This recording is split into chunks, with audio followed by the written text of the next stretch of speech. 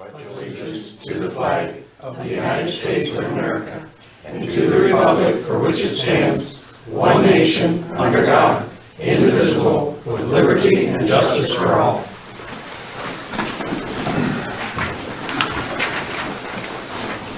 Welcome to the regular scheduled meeting of Bryan Board of Public Affairs for May 7th, 2019.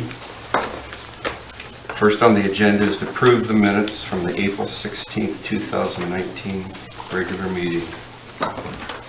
Board, you've been supplied with the minutes from that meeting. Make a motion to approve the minutes. I'll second. Derek? Yep. Tom? Yes. Jim? Yes. Karen? Yes. Dick? Yes. Next is hearing of public concerns. Seeing none. Next is a request to decrease appropriations for Town Line Road. I believe, would you number these, please? Resolution number 18, 2019, authorizing the unappropriation of $48,224.02 for the Town Line Road Water Main Replacement Project.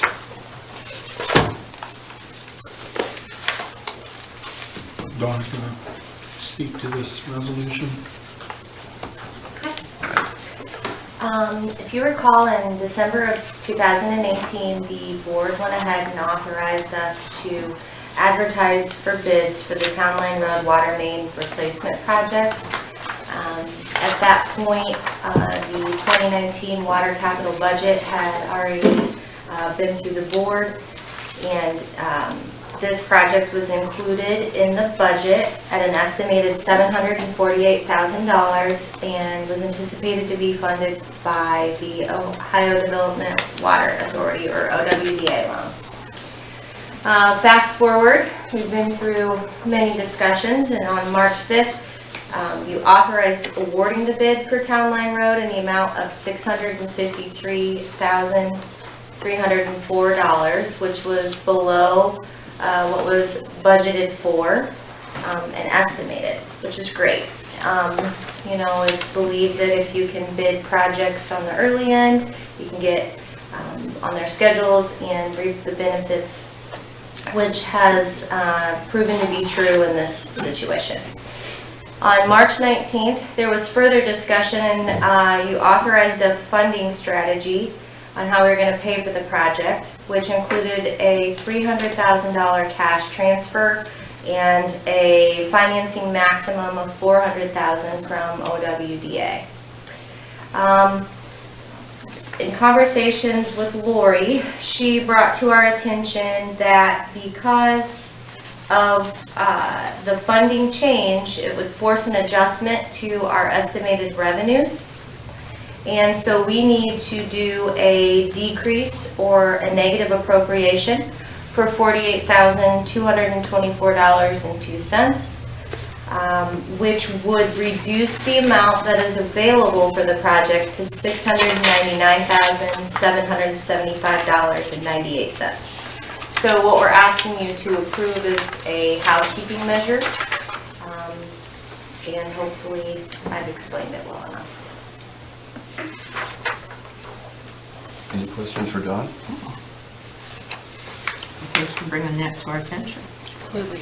Council will proceed, if the board so chooses, council would proceed at the next meeting in 2 weeks, and we'll get that taken care of and cleaned up in May. Just basically housekeeping.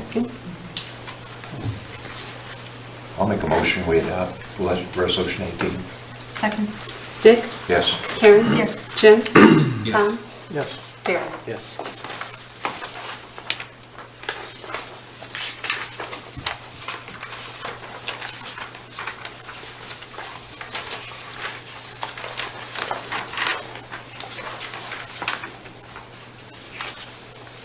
Next on the agenda is another resolution. Would you number these, please? Resolution number 19, 2019, authorizing the transfer and appropriation to the Electric Capital Reserve Fund.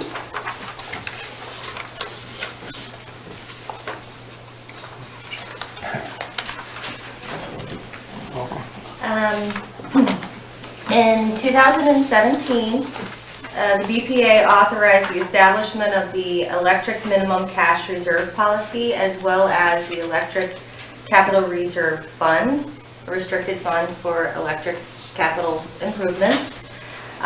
The electric fund balance currently exceeds the minimum cash reserve amount, which was previously set at $9 million.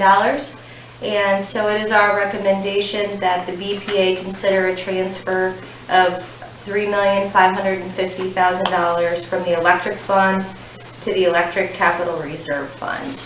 And as of April 30th, it will take the electric fund to, the transfer would take it roughly to $9,642,064, which is still well above the minimum amount of $9 million.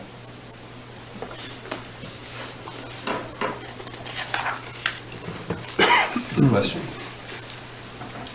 Just, if I may, the way that the board recalls that the budget was set up is that annually you take your revenues, you take out your O&M expenses, any debt service gets paid next, and then after that's all paid, any margin then is anticipated to be transferred into the capital improvement fund to pay for capital improvements in the electric utility.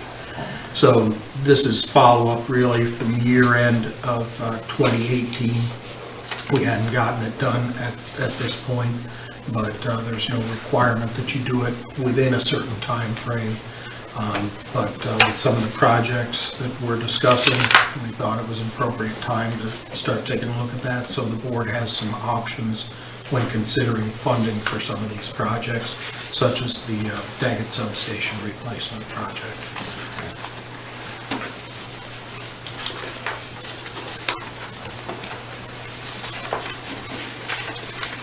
Questions? Comments? No, that's what we talked about, and agreed upon, as I remember it. Time to do it, yep. And I'd like to make a motion that we approve resolution to transfer and authorize the appropriation to the Electric Capital Reserve Fund. I'll second. Karen, Yes. Jared, Yes. Jim, Yes. Tom, Yes. Dick. Yes.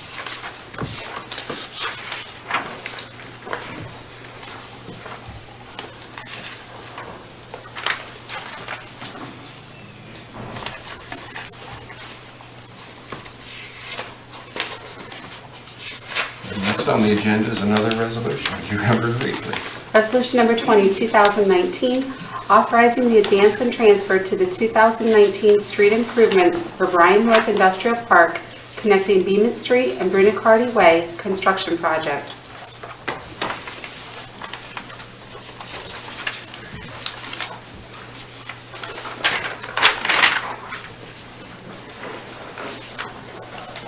The board authorized the Williams County Commissioners to advertise for bids for this project, also known as Johnson Drive Water Main Extension Project. The project has not yet been awarded. It will go through the commissioners and then in front of council. But in preparation of the award and the timeline of the project, we are seeking the approval for the appropriation of the advance of $73,973.36 to, and the transfer of $14,205.82 for a total of $88,179.18 from the water fund to the 410 capital project, which is a fund that is restricted specifically for this project. And Bryan Whelan was able to secure $300,000 from the Ohio Development Service Agency Ohio Job 629 grant, and up to 10% of the project costs from ODOT. A couple of these funding sources are reimbursable, so you have to expend the funds first and then they're paid back. So we're asking you to consider and approve the $73,973.36 as an advance, which would be paid back when the funds are received from the grant. So I put a breakdown that I received from Mr. Whelan.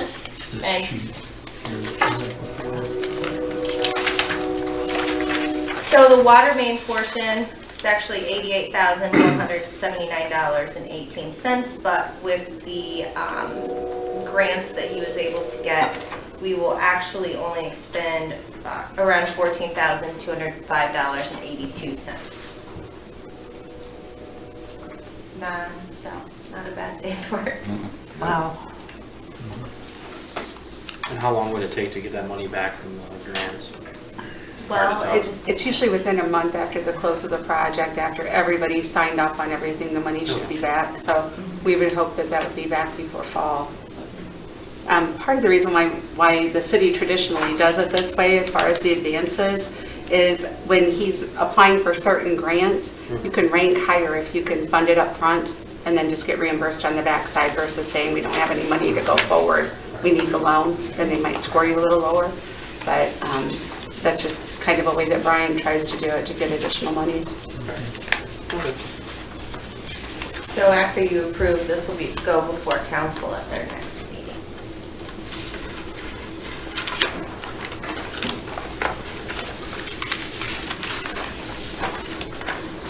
I'd like to make a motion, we approve.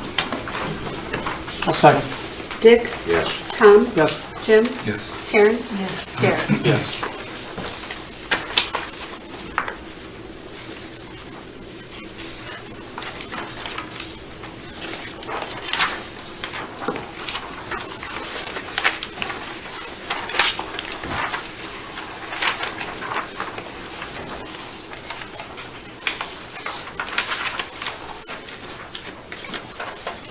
Next on the agenda, a request to hire a temporary part-time laborer for the communications video crew. Good evening. Yeah, we would like to respectfully request to hire Nick Riker for the video crew as a temporary part-time laborer. Nick is currently attending Miami University and studying in the Interactive Media Studies program. So in addition, he is also able to use the hours that he works here as an internship program for that education. It will not add any more money to our video crew's budget. It's just another person to rotate in for the hours. Where does that bring our part-time pool up to now? I believe that's 9 9. for that department. And in the summer when they have different sporting events and they're active and going on family vacations, it's better to ramp those up.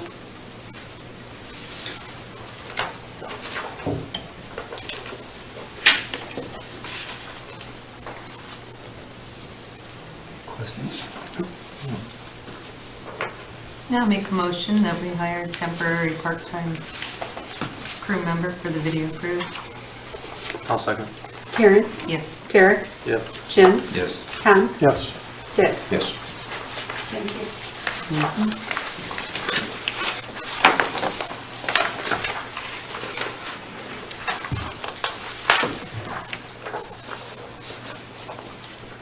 Next is to discuss Board of Public Affairs meetings, public records issues. I have some information on that to read before we start the discussion. On March 19th, 2019, the Director of Utilities informed the Board that portions of video recordings on YouTube of the Bryan Board of Public Affairs and Bryan City Council meetings have not been available to viewers, providing examples. City Attorney Rhonda Fisher shared that public records are our responsibility and that while people involved in the meeting can tell there were glitches in the videos, a layperson who looks at it doesn't know there was a portion removed from the video. She further shared that there have been instances where what was in the official minutes and what occurred in the meeting was not fairly represented, and that we cannot have these discrepancies in what is presented. To avoid public perception that the videos were being edited, the director suggested stopping the video upload of the meetings to YouTube until a more secure solution could be found. On April 1st, 2019, the Bryan City Council held a discussion regarding the utilization of YouTube to display their meetings and the concern that at times the recordings may be incomplete for reasons by the city's control. After discussions of options, a motion was made to allow YouTube videos of city council meetings to air with a disclaimer notice. City Attorney Rhonda Fisher provided a disclaimer to the BMU Communications Department for the Bryan City Council and Planning and Zoning meetings. It would be my recommendation that the Bryan Board of Public Affairs adopt a similar practice and disclaimer to be utilized so the meetings can be uploaded to YouTube with a disclaimer notice.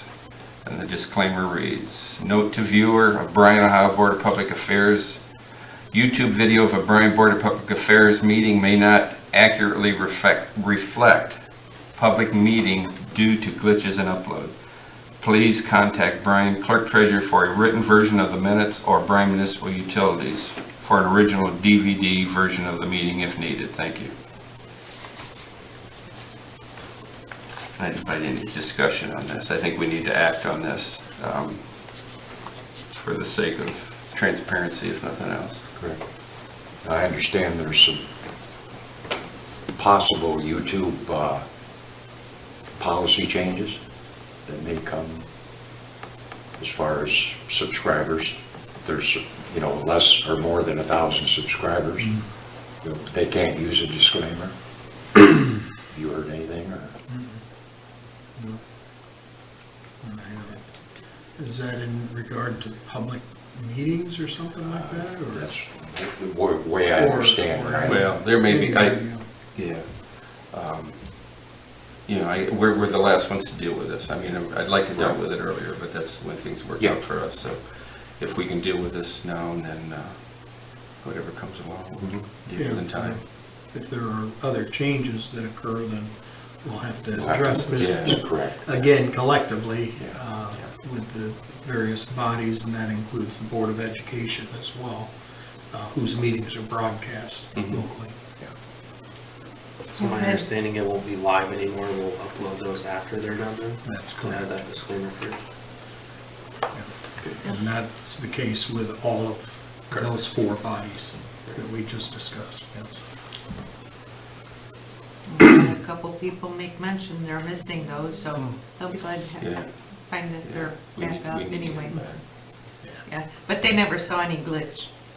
Yeah. It's what they added, didn't realize. So they weren't apparently looking for something like that either. Right. So we need, Do you need a motion? from we us? need a motion. I'll make a motion that we adopt a disclaimer. I'll second. Dick? Yes. Jim? Yes. Tom? Yes. Karen? Yes. Derek? Yes.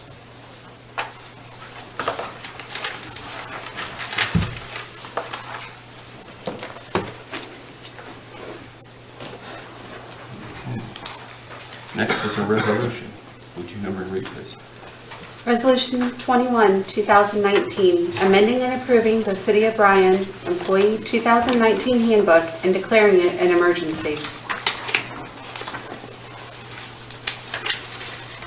Once again, I have some information on this topic. On December 27th, Bryan City Council approved the amended City of Bryan Handbook 2019, but the Bryan Board of Affairs has not approved the proposed amendments to the City of Bryan 2019 Handbook. Under the city charter, the Board of Public Affairs has control and supervision over the operations and personnel of the utilities, including paying and setting the wage of each of its personnel.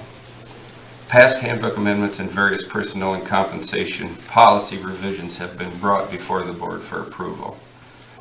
Both versions of the city handbook state they may be amended at any time by the Bryan City Council and the Board of Public Affairs.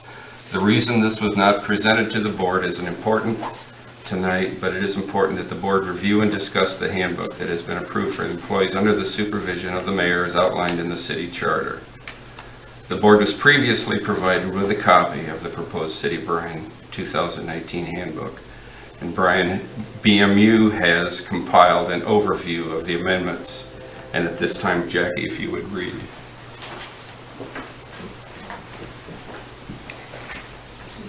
Thank you. Before I go over the overview of changes, I apologize for reading, but I want to make sure I get them correct, as well as I want to make sure that it is understood that if an employee is under a collective bargaining agreement with the utilities, that employee is covered by that collective bargaining agreement. So unless the said topic is not in that bargaining agreement, it'll depend on where they go. So for the areas not in the collective bargaining agreement, they follow the city handbook. So under the personnel policy, the language was clarified to ensure against discrimination or reprisal for employees who choose not to participate as a member of any legal organization established by a union bargaining agreement. In section 102 of the immigration law compliance policy, they clarified the language regarding the completion of the I-9 employment eligibility verification forms. In section 105, hiring of relatives, language was added stating employees shall not become involved in an interpersonal relationship with another employee in the same department.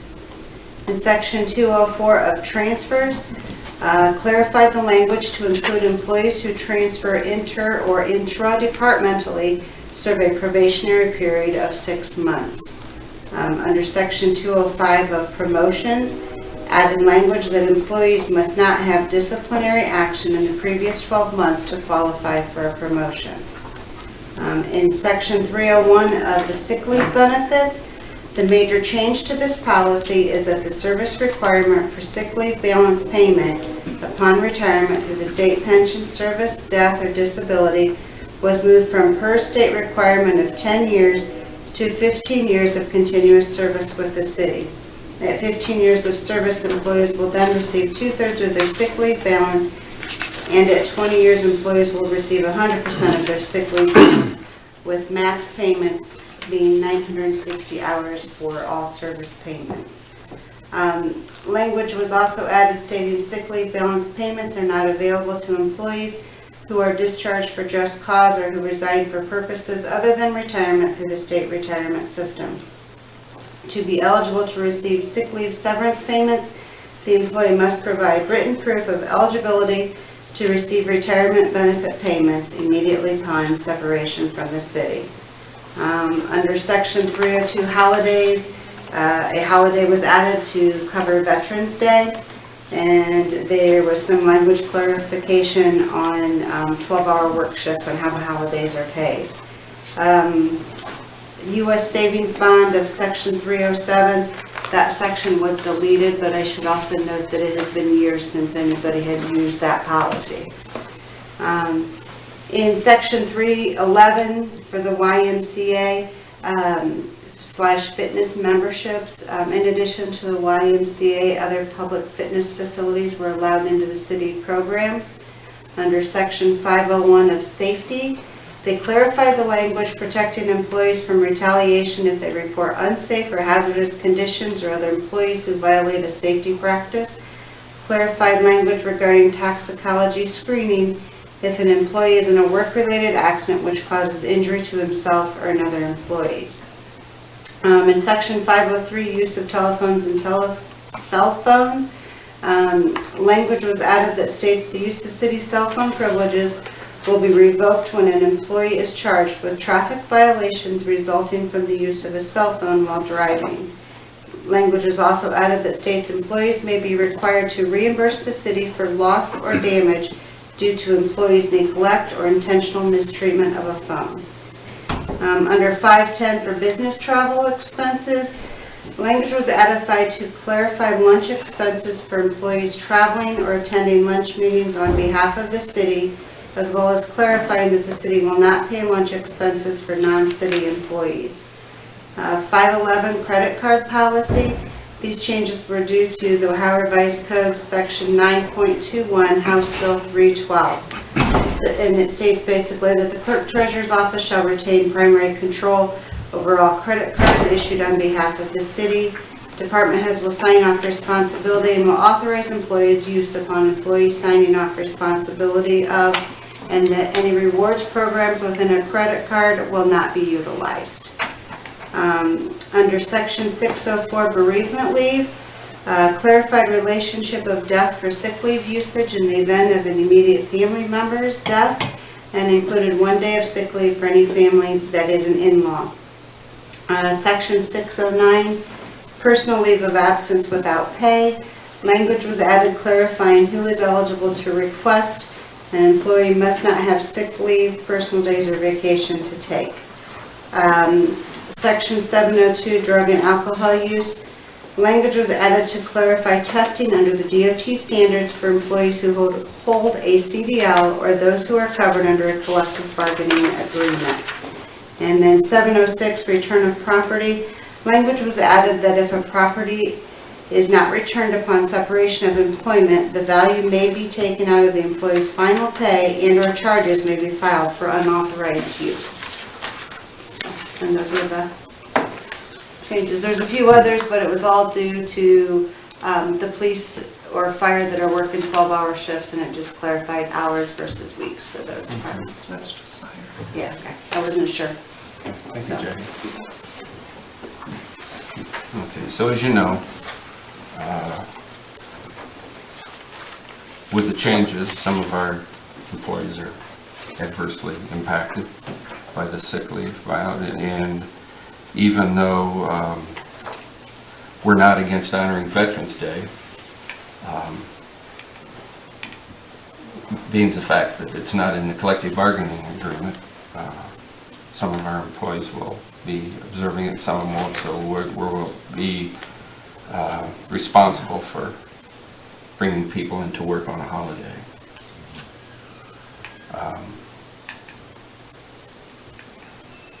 Being that we were asked to make financial decisions without a cost analysis with the money that was being saved on the sick leave buyout, but then expended on the holiday. We didn't have figures on that. So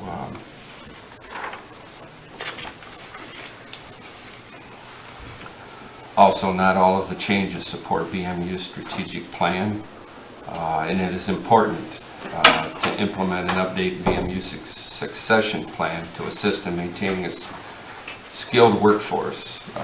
And with the employees that we have who are close to retiring or could retire now, have been working with BMU and transitioning into retirement so that their wealth of knowledge and experience can be fully shared with others.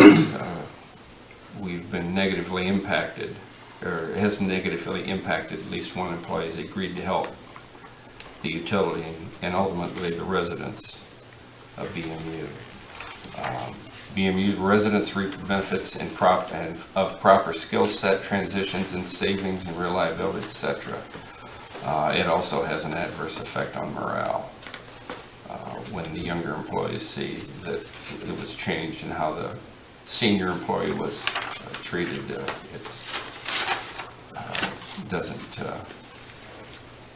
It doesn't bring good working relations with his employees. Bryan is a charter city which allows for home rule. However, Charter 124 of the Ohio Revised Code is built into the city's charter.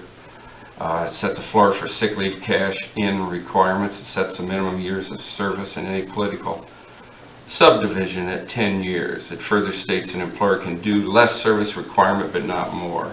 State law states at 10 years, employees in any political subdivision are eligible for sick leave balance payment. Also, the 2019 Bryan Municipal Utilities budget included the sick leave buyout for the employees affected by this. So the money has been allotted. Any discussion? I'd like, go ahead. Go ahead, Tom. Go ahead. When the handbook was handed out to the employees, they had an opportunity to ask questions, or question the book. And I want to read one of the questions, and this pertains to sick leave benefits, and I won't mention any names. But, here's a question from one of our employees. Can you explain your thought process on the sick leave policy change? Seems like our benefits are slowly slipping away.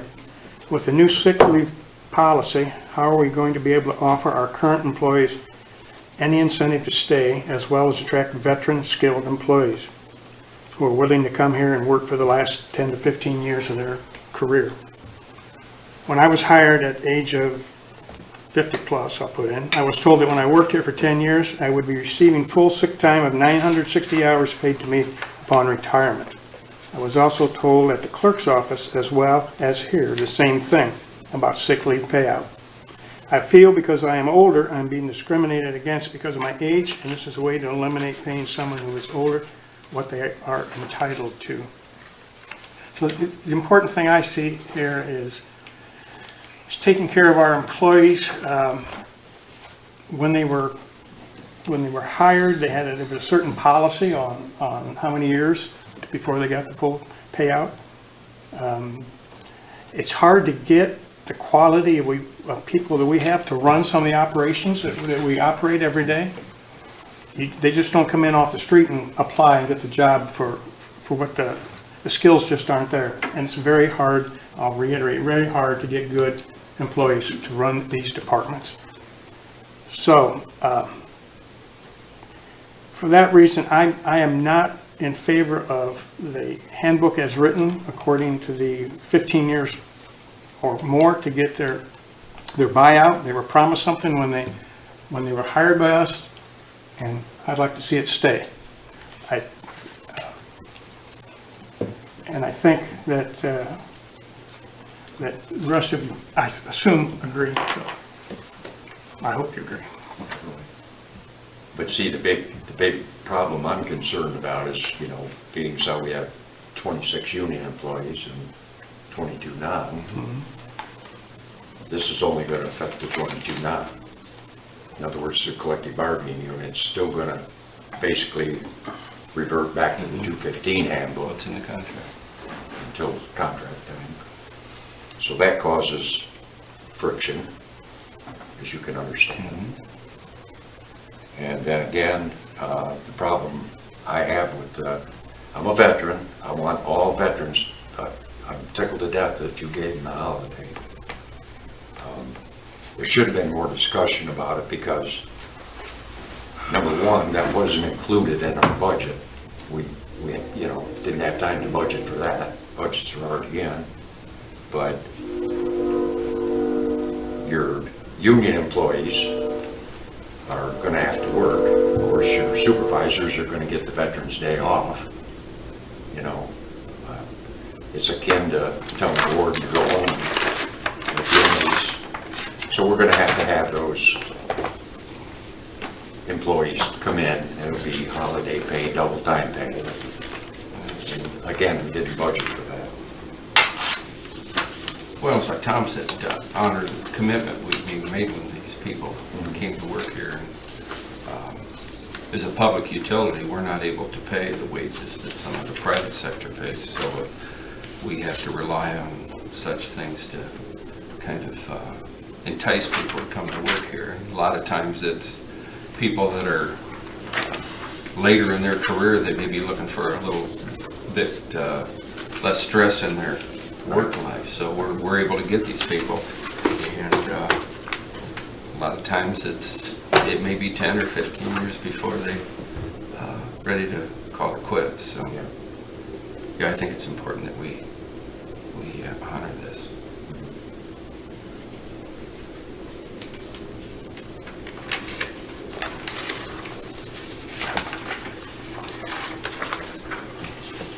So, okay, we believe some of the areas changed should have included more conversation, not only with the board, but between the board and council.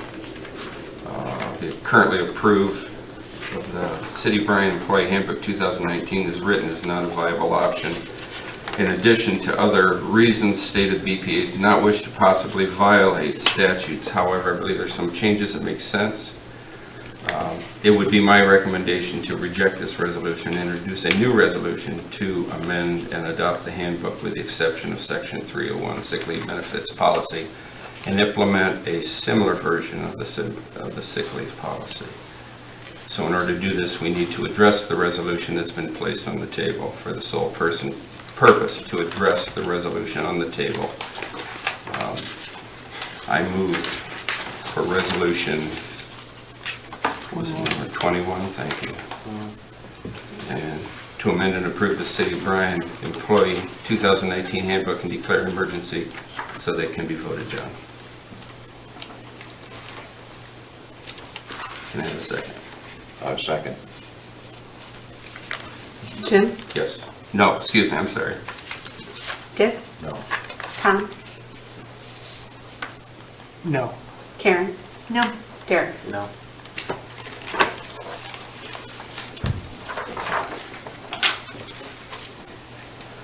While the City of Bryan Employee 2018 Handbook is written failed to pass, there is value in some of the amendments. Therefore, I'd like to introduce a new Employee 2019 Handbook and Section 301 Sick Leave Benefits Policy and declaring it emergency. Do you have a copy of that new handbook? Of the handbook? Yeah. Did you say you wanted? Of the resolution, you mean? Sure. Sure. Could you pass these down, please?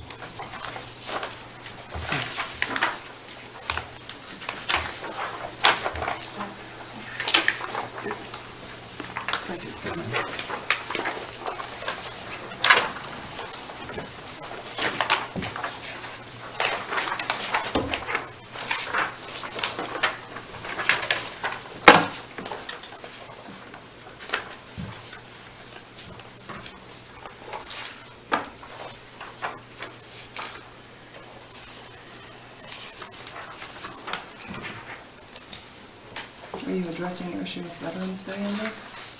Yes, it'll be addressed in this.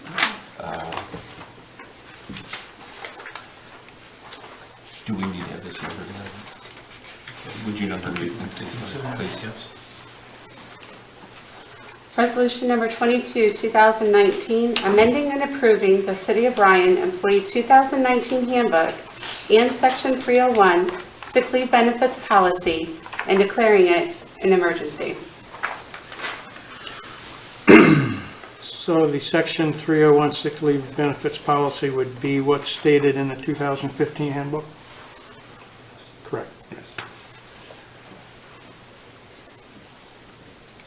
Just want to put that out there for Yes, people. it is.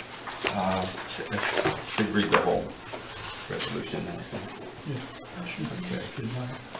Amending and approving the City of Bryan Employee 2019 Handbook and Section 301 Sick Leave Benefits Policy and declaring it an emergency. Be it resolved by the Board of Public Affairs of the City of Bryan, Williams County, Ohio, a majority of the members thereto concurring. Section 1, that the City of Bryan Employee Handbook 2015 adopted March 3rd, 2015 pursuant to Resolution 7, 2015 is hereby amended and Handbook 2019 is approved and adopted, except for Section 301 Sick Leave Benefits Policy. Section 2, that the attached Section 301 Sick Leave Benefits Policy as revised by the Bryan Board of Public Affairs is hereby approved and adopted by Bryan Municipal Utilities non-bargaining unit staff. Section 3, that this resolution is declared to be an emergency measure necessary for the peace, health, and safety of the inhabitants of the City of Bryan, and for the reason that the City of Bryan Employee 2019 Handbook with a revised and approved Section 301 Sick Leave Benefit Policy is hereby effective retroactive to January 1, 2019.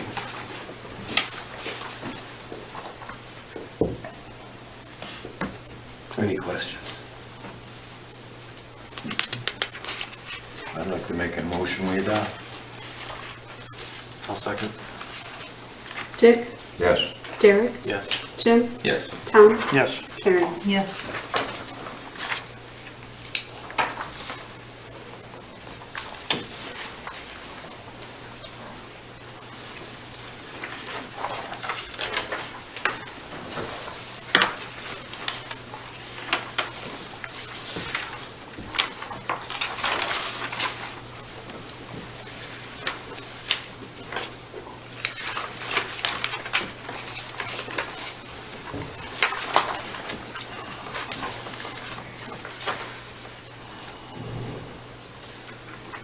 Next is a motion to effect semi-monthly disbursement. Can I have a motion to pay the bills, please? So moved. Second. Dick? Yes. Karen? Yes. Jim? Yes. Tom? Yes. Derek? Yes. Comments from VP and staff? Derek, what's next?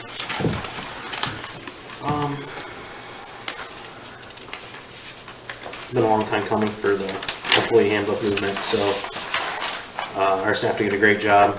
I appreciate all the employees being here that are kind of affected by it, so I'm glad we can come to an arrangement and get something done about this to treat our employees responsibly and the way they should be treated, so with the agreement that was made when they were hired.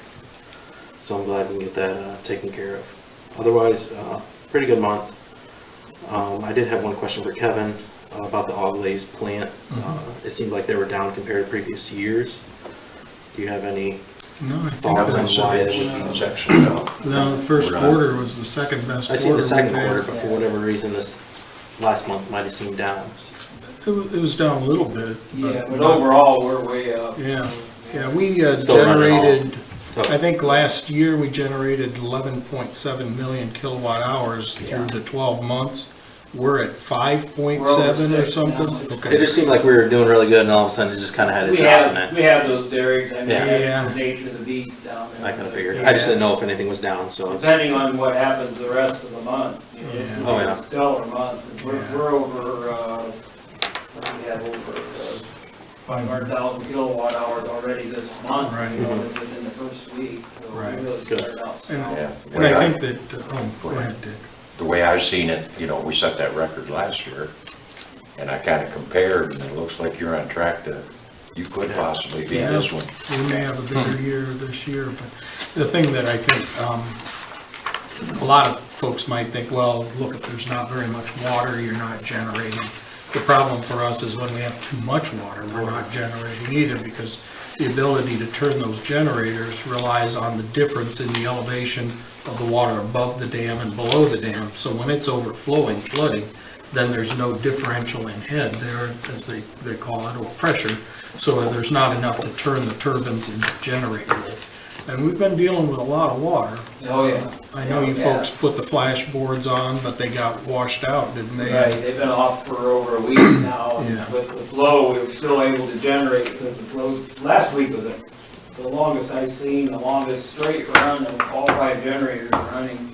In fact, we cleaned out Tuesday last week, and ran all the rest of the week, through the weekend until Monday, where we had shut down again. I can't remember the last time we've done that, so, good. which is really good. So there's no question that last month wasn't as good as the prior Just 3, curious. but, you know, the unfortunate part of it is past performance is not an indicator of future.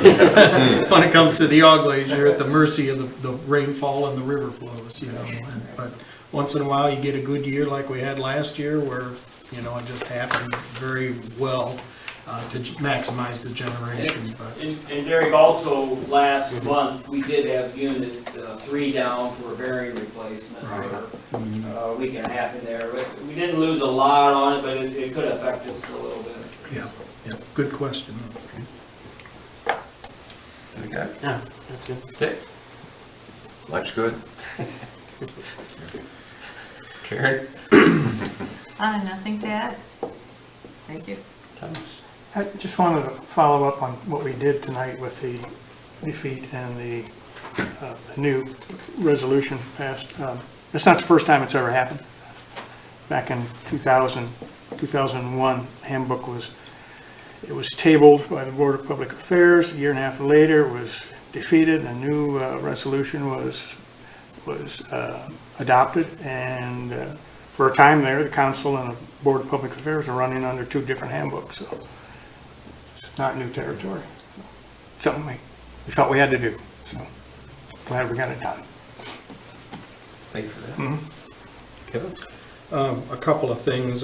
First of all, you know, I had to rely very heavily on Dawn's assistance tonight. I think the board's aware that I was out of the office with a death in the family last week, and so I want to thank her and the other staff that kind of pitched in and put this board packet together. I really didn't have any involvement in it, and I think they did a nice job putting things together and explaining things, but that's why she kept popping up to the podium so much tonight.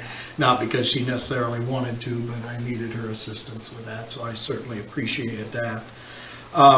We submitted some information in your packets laying here about the legislative day that the OMEA and AMP are having May 29th down in Columbus.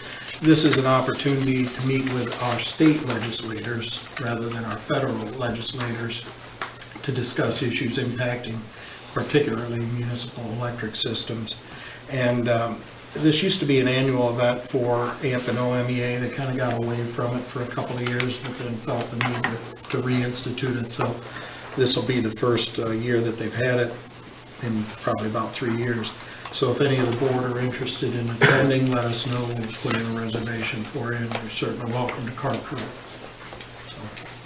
And also, we are having our Drinking Water Week celebration. That runs until 7 o'clock tonight, so there's a little bit of time yet for folks to stop down and see the displays. They have some refreshments over there, and the public is certainly welcome to come down and learn more about where their drinking water comes from and the steps that are taken to safeguard its safety. That's all I have. Kevin, could you address the informational meeting coming up about the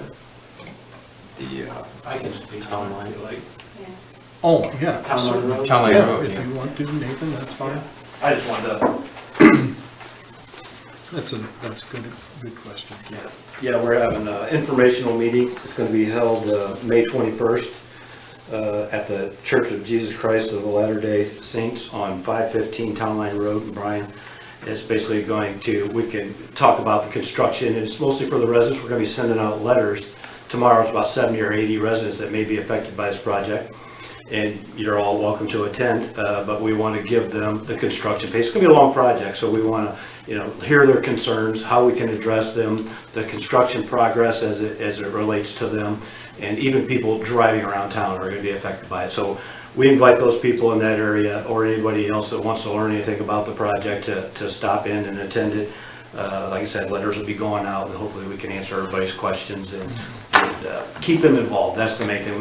We want people to be involved with it and educate them the best that we can, because it's going to be an inconvenience. So basically like we did on South Walnut, that was fantastic. Yeah. I think that really helped a lot. Yeah.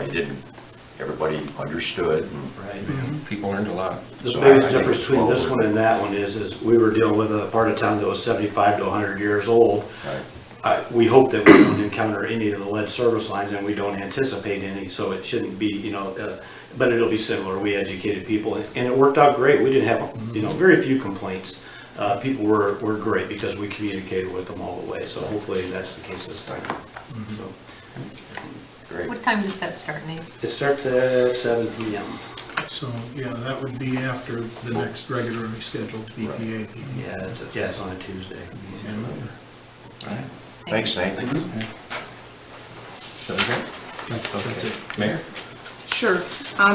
Over the past several months, there's been a lot of accusations on the city side of my not communicating or people not being honest.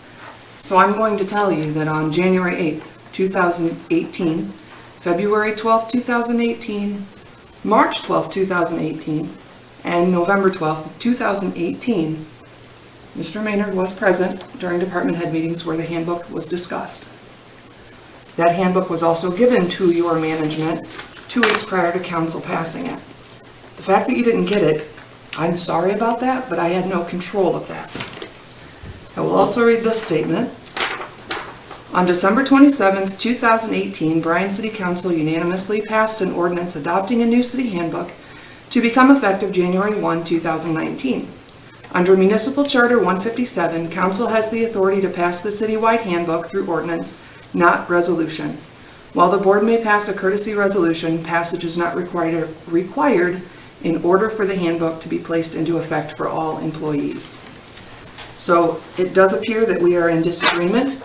I will agree that the money was budgeted because the budget was passed at the same meeting that the handbook was. However, this change, it's government. When other employees have started here, they were going to be able to retire at 55. Now it's 63. Things change. Typically, it has to do with funding. I mean, we have heard over and over, the city has not grown in revenue for 30 years. How are we still paying the same rates, the same everything else? It's a little easier for you guys, you can raise your rates. Council does not want to go to the taxpayers and ask for an income tax increase. So, I agree, but the sick pay for retirement was matching our police contract. That has been a discussion that was happening before I even became mayor.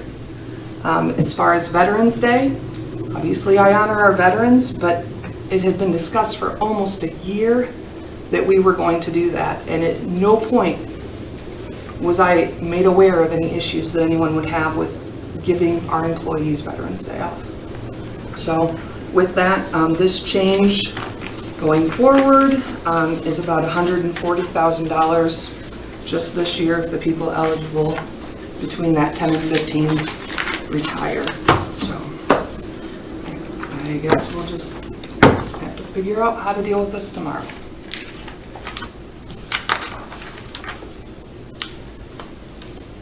Is that all you have? I think so. Okay, thank you. I don't know. All right, No, sir. anybody? Rich, you have anything you'd like to add? Not at this time. I know that we've been having a lot of discussions, and the last thing that, and I think that I can freely speak for council, the last thing that we want to do is hurt employees. That is not our intent by any means. But we also have to look at what's best for the city, and so we will probably have some more discussions over this as we move forward. Make your position clear, and so one other thing that I do want to say is, another thing that we don't want to have happen is for any of this to sever the relationship between the BPA and Bryan City Council. Absolutely. Absolutely. I agree 100%. So as we move forward, I think that, we'll have some hard discussions and see where it all leads from there. Good. Thank you very much. Thank you. Department heads? Anybody? Max? No? I don't have anything to add other than with the business that we dealt with tonight. I know a lot of people put a lot of extra hours in on this. And I want them to know that everything they did was appreciated. Other than that, I'll entertain a motion to adjourn. So move. Second. Dick? Yes. Tom? Yes. Jim? Yes. Karen? Yes. Karen? Yes.